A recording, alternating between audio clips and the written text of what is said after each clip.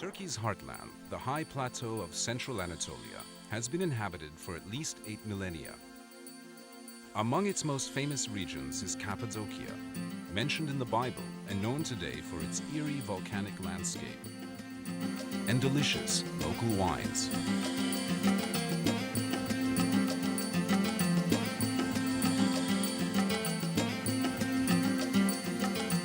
When Mount Erciyes, near Kayseri, was an active volcano, it spewed tons of lava and volcanic ash over the region. The ash solidified into soft rock that was later eroded by wind and water into valleys, plateaus, gorges, caves, and pinnacles. Early Christians settled in Cappadocia to practice their religion in peace. St. Paul visited here, and many monks and hermits sought the solitude of its lonely valleys filled with caves.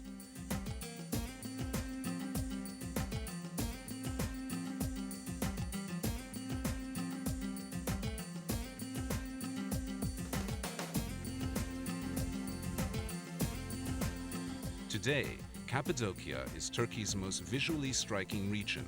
Visitors come from around the world to tour the Göreme Open-Air Museum, a World Heritage Site sheltering dozens of medieval cave churches. Many of the church interiors are decorated with colorful frescoes of religious scenes.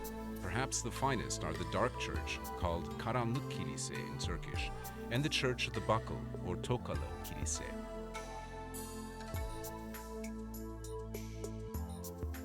Not far from Göreme is Zelve, another open-air museum. 3 steep valleys come together to form this historic area, which is also filled with ancient cave churches and dwellings. The Zelve valleys were actually inhabited until the 1950s.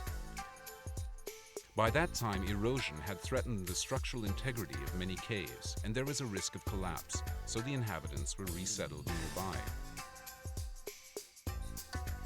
Dominating the Cappadocian skyline is the natural fortress of Üçhisar, rising above the town of the same name. This great rock promontory, 60 meters high, was hollowed out and made into a fortress by early settlers. Today, visitors climb to the top through a system of caves and passages to enjoy the spectacular panoramic views from the top. The town of Avanos, on the banks of the Kızılırmak River, is famous for its colorful Cappadocian carpets and red clay pottery.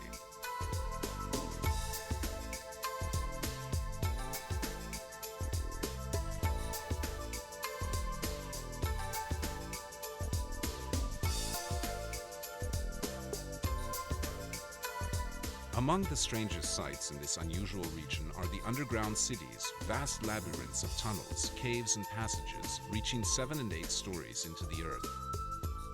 They were inhabited during the 7th and 8th centuries by local Christians seeking refuge from invading Arab armies.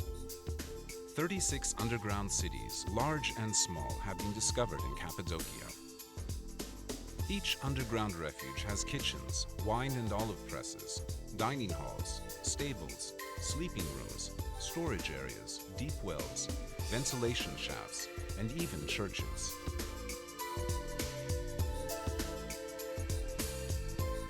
The entire complex could be closed off to enemies by rolling huge stone wheel doors across the entrance tunnels.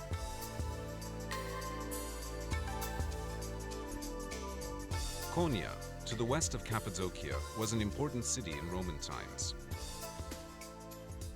During the Middle Ages, it was one of the chief way stations on the Silk Road, and also the capital of a flourishing empire established by the Seljuk Turks.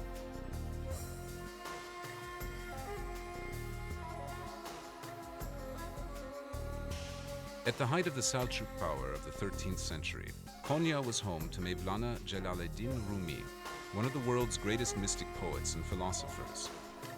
Rumi's disciples became the whirling dervishes, Sufi mystics who seek spiritual communion with God through a captivating circular dance.